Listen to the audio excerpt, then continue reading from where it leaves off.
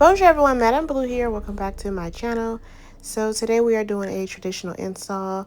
I'm not going to talk the whole video. I always say that, but I mean it this time. I already did a shampoo blow dry that comes with every appointment, and the braid down off camera. So now I'm just sewing the tracks. I do not know the length. I know she uses the Wee Queen hair. I think she gets about 2 installs out of the hair before it's time to replace it.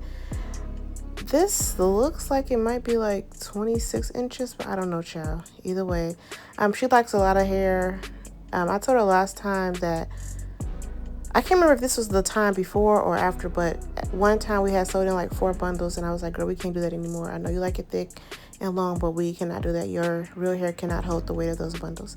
So anywho, yeah, I'm just gonna go ahead and sew this in, and then we're just gonna do some curls, and that's it. TTYO.